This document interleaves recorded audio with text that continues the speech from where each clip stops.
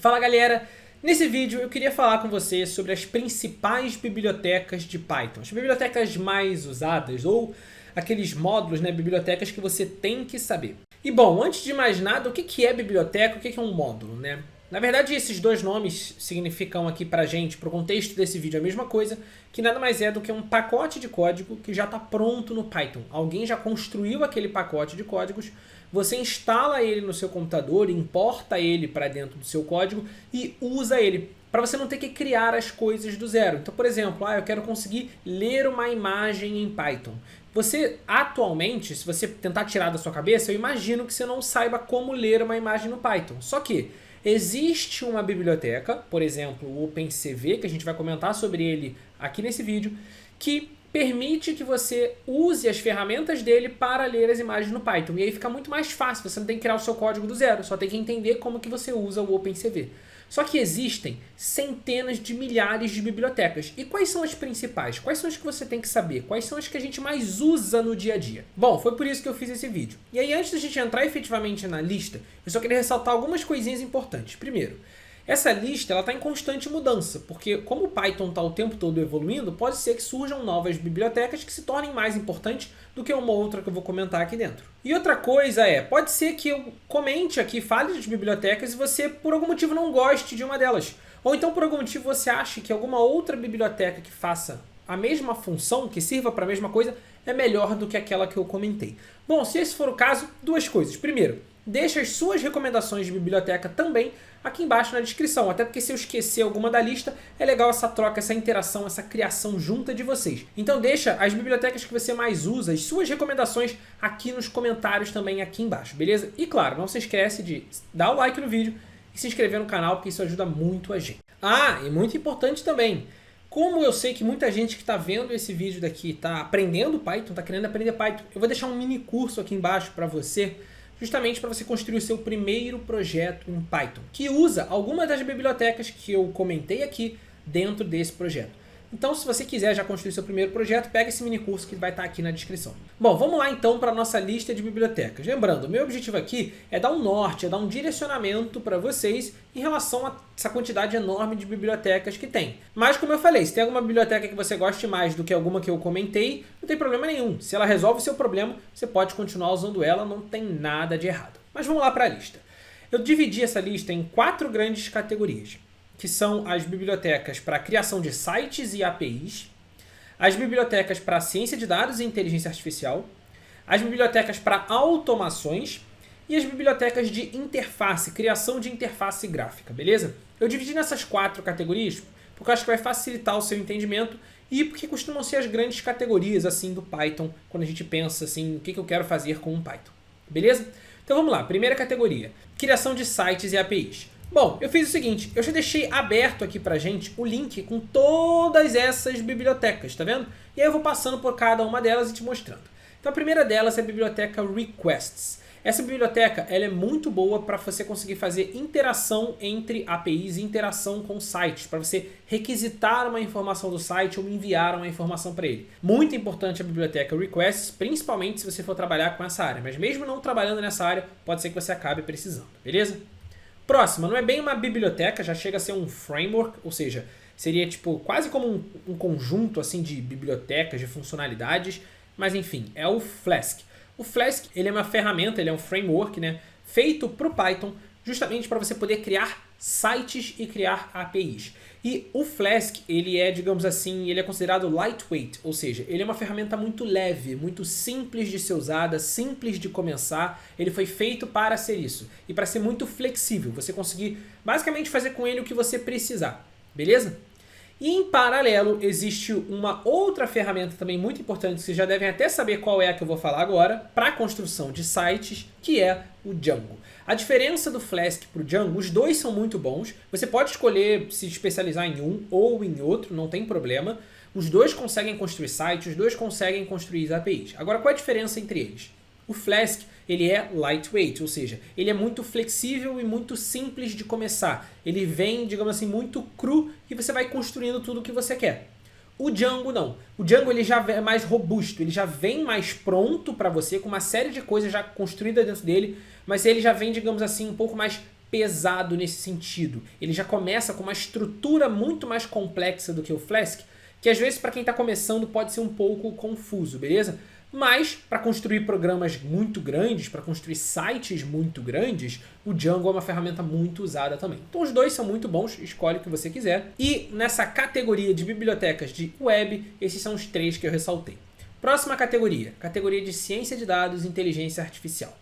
Primeira ferramenta que a gente tem, primeira biblioteca que eu vou dizer que vocês têm que aprender é o NumPy. Não tem jeito, todo mundo que trabalha com ciência de dados, análise de dados, inteligência artificial tem que saber NumPy, tem que saber o Pandas, porque essas são as duas ferramentas que vão permitir você trabalhar com dados, com tabelas, com análises, manipulação, tratamento de dados. Então esses dois aqui são obrigatórios, NumPy e o Pandas.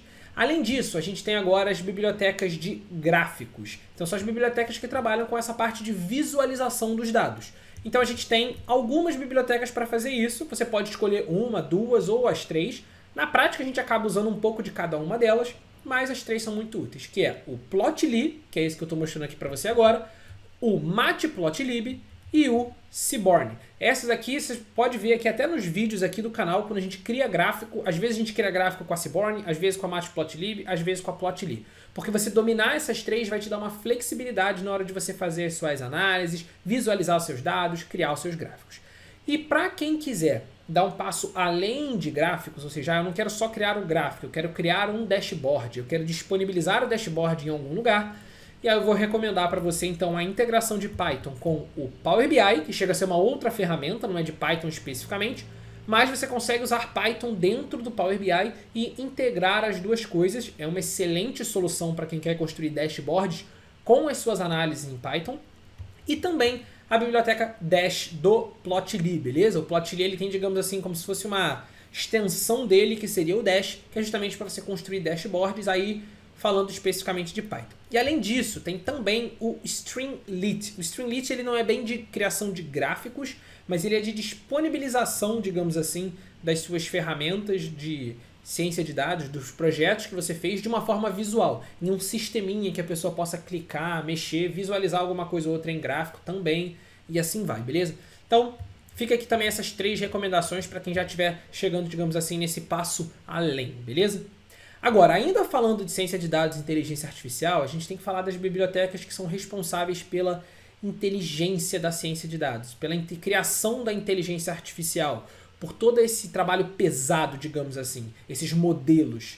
E aí a gente tem uma série de bibliotecas, eu vou citar aqui as principais, algumas das que eu mais já usei também, mas pode ser que tenha alguma que você tenha usado que eu não tenha citado aqui e você pode deixar nos comentários também. Então vamos começar. Primeiro de tudo, TensorFlow e o Keras, beleza?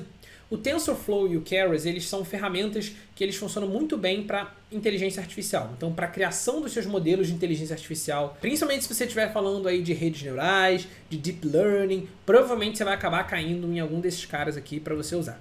Além deles, a gente tem o OpenCV. O OpenCV ele é uma biblioteca de tratamento de imagem, vamos colocar assim. Então, sempre que você quiser manipular vídeo ou manipular imagem, provavelmente você vai acabar caindo no OpenCV ou até então no Pillow. O Pillow é especificamente para imagens, mas o OpenCV ele acaba dando, digamos assim, um passo além. E qualquer projeto que você vai fazer com reconhecimento de imagem, tratamento de imagem, ou então de reconhecimento de objetos dentro de um vídeo, reconhecimento facial e coisa do tipo, você vai acabar usando o OpenCV. Então ele serve como essa ferramenta, digamos assim, para tratar e trabalhar a imagem, mas também dentro dele ele já tem algumas coisas já de inteligência artificial implementadas dentro dele, ou às vezes você vai integrar ele com um TensorFlow, com um Keras, alguma coisa da vida, dependendo do projeto que você está construindo, beleza? Além disso, tem uma das bibliotecas mais usadas para inteligência artificial, que é o Scikit-learn. Não dá para a gente deixar de comentar ele aqui. Ele é uma biblioteca excelente para modelos de classificação, modelos de regressão, modelos de clustering, que são esses exemplos que estão aparecendo aqui, e uma série de outras coisas que você queira fazer dentro de inteligência artificial. O Scikit-learn ele foi feito para isso, beleza? Além desses, eu separei também aqui outras 2 ferramentas, duas bibliotecas, na verdade, né, que eu acho que vale a pena a gente comentar aqui, ainda no assunto ciência de dados e inteligência artificial, que é o PyTorch e o NLTK. O NLTK ele é uma biblioteca feita para tratamento de linguagem, ou seja, se você estiver querendo fazer algum projeto de análise de sentimento ou tentando fazer algum tratamento de texto, descobrir o que a pessoa está querendo dizer com um texto, analisando uma base de dados de texto enorme, ou fazer tratamentos mesmo, previsão do que a pessoa pode escrever, análise de spam e coisas desse tipo. Ou seja, todo tipo de processamento de linguagem natural, ou seja, linguagem que as pessoas estão falando e você quer analisar o que as pessoas estão falando, provavelmente você vai acabar passando pelo NLTK, beleza? E o PyTorch, ele mesmo se descreve como uma ferramenta muito boa para Deep Learning e para acelerar o seu processamento, acelerar o seu processo de construção do seu modelo de inteligência artificial. Então, se você começar a pegar projetos maiores, assim, né, de bases de dados maiores também, provavelmente você vai acabar passando pelo PyTorch. Eu sei que eu falei sobre essas ferramentas, essas bibliotecas aqui de ciência de dados de uma forma relativamente rápida, mas o objetivo desse vídeo é mais te apresentar essas ferramentas, te apresentar que elas existem para você olhar mais a fundo. E aí justamente é só você tacar esses nomes que eu estou mostrando para você no Google, quando você se interessar por alguma delas, e aí ir olhando mais a fundo, beleza? Bom, vamos lá. Próxima categoria agora, categoria de automações. Essa é uma categoria que eu gosto muito. Por quê? Porque é uma categoria que pode ser aplicada basicamente em qualquer empresa. Todas as empresas, elas precisam de algum nível de automação. Às vezes elas nem sabem que elas precisam, mas elas realmente precisam, porque tem muito trabalho repetitivo, muito trabalho manual. E quando você pensa nisso, é uma das formas, digamos assim, mais rápidas de você ter resultado aprendendo Python. Automações é algo que não é difícil de aprender, é uma das partes mais rápidas de você aprender com Python e você já consegue começar a implementar no dia seguinte. Então realmente é um negócio muito bom, porque é um resultado rápido, que você consegue aplicar em qualquer lugar e que, digamos assim, chama muita atenção, te traz um grande destaque, beleza? E aí, quais são as principais bibliotecas e ferramentas que a gente tem aqui dentro de automações? A primeira que eu queria ressaltar é o Selenium. O Selenium é uma excelente ferramenta, principalmente quando a gente está falando de automação web. É uma biblioteca que vai permitir você fazer testes web, você buscar informações e pegar informações, fazer o que a gente chama de web scraping na internet, mas também automatizar processos completos. Por exemplo, eu tenho que entrar num site para preencher um formulário e fazer todo um processo de emissão de nota fiscal. O Selenium consegue automatizar esse processo de preencher formulário e assim vai. Então, sempre que você pensar em automação de processos online, pense no Selenium, beleza? Além disso, a gente tem outras duas bibliotecas que normalmente são mais focadas em raspagem de dados, web scraping, ou seja, extrair informações da internet para os seus códigos, que é o Scrape e o Beautiful Soup, beleza? Novamente, você não precisa dominar e usar a fundo todas essas, por exemplo, 3 ferramentas quando você estiver falando aí de extração de dados, né, da internet, de web scraping, mas é interessante que você saiba que existe mais de uma e que projetos diferentes, às vezes, uma pode ser um pouco melhor do que a outra, dependendo do seu objetivo, do que você está querendo fazer, beleza? Bom, além disso, ainda falando do tema de automações, eu queria dar um destaque legal também para a biblioteca PyAutoGui. Tá? Não é uma biblioteca tão comentada assim, você não vê tanta gente falando, porque ela tem algumas vantagens e algumas desvantagens, mas ela basicamente é uma biblioteca que permite você automatizar o seu mouse, o seu teclado e a tela do seu computador. Então, sempre que você estiver pensando em faça um trabalho repetitivo, pense no PyAutoGui que você pode automatizar esse trabalho repetitivo. Às vezes, se esse trabalho repetitivo for na internet, vai ser melhor você usar um Selenium. Mas se ele for alguma coisa que você está fazendo no seu computador, saiba que muito provavelmente o PyAutoGui consegue automatizar, independente de em qual ferramenta está acontecendo aquele processo. Esse aqui está acontecendo no RP da minha empresa. Esse processo que eu faço é no sistema tal. Esse processo que eu faço é dentro, abrindo um arquivo aqui, abrindo uma planilha lá, abrindo não sei o que. Não tem problema. Como o PyAutoGui, ele automatiza exatamente o que você vê na sua tela, mouse e teclado, ele provavelmente consegue fazer essa automação. Algumas vezes mais simples, algumas vezes mais complexo, mas é uma excelente ferramenta que vale a pena a gente comentar. E ainda nessa linha de automações, eu queria ressaltar a biblioteca PyODBC e uma outra biblioteca que eu vou falar já já. A PyODBC é uma biblioteca de integração com bancos de dados. Então, quando você quer extrair informações de bancos de dados SQL, bancos de dados do seu sistema RP, o banco de dados que for, provavelmente você vai acabar caindo na biblioteca PyODBC. Então, ela não é bem automação, digamos assim, mas eu quis ressaltar ela aqui porque eu acho importante de você ter saber dessa ferramenta, da existência dela no seu comando. E para a galera do Windows, a PyWin32. Por que isso? Por que eu estou ressaltando essa biblioteca daqui e você também não vai ver tanta gente comentando sobre ela? Porque a biblioteca PyWin32, ela permite você, digamos assim, automatizar uma série de coisas do Windows em si. Aí você fala, pô Lira, mas eu uso Linux, eu uso Mac. Sim, tranquilo. Só que a maioria das empresas, das grandes empresas do mercado de trabalho, usam o Windows na prática. E aí, como elas usam o Windows, a maioria das tarefas que você tem que fazer de enviar e-mail, você envia pelo Outlook. Às vezes eu tenho que abrir um arquivo, fazer não sei o que, e é tudo isso dentro do Windows. Então a biblioteca PyWin32, ela vai permitir você automatizar uma série de coisas que acontecem dentro do Windows. Então foi por isso que eu ressaltei ela aqui, justamente para essa aplicação, digamos assim, de grandes empresas do mercado de trabalho, beleza? Bom, com isso a gente encerra essa sessão de automações e eu vou agora para a última sessão, que é a sessão de criação de interfaces gráficas. E aí dentro disso, a primeira que eu queria ressaltar é a Kivy. A Kivy, ele é uma ferramenta de criação de telas, né? Quando eu digo interfaces gráficas, eu quero dizer isso. Criação de telas onde as pessoas podem clicar, executar os comandos que você quer, simplesmente em sisteminhas, sem precisar necessariamente ver nenhum código por trás. É para você, programador, construir o seu programa, o seu sistema, o seu app e disponibilizar. O legal do Kivy é que o mesmo código do Kivy funciona em qualquer plataforma. Funciona no Linux, funciona no Mac, funciona no Windows, funciona no iOS, funciona no Android. Então o Kivy ele foi feito para justamente conseguir criar esses projetos, esses programas que funcionem em qualquer plataforma. É óbvio que para fazer o deploy dele, ou seja, para colocar um projeto Kivy dentro do iOS e para colocar um projeto Kivy dentro do Android, é um pouquinho mais complexo do que simplesmente criar um programa que você vai rodar no seu computador, seja Windows, Linux ou Mac. Mas o código em Python, a base do código é sempre a mesma. Isso que é muito legal do Kivy, beleza?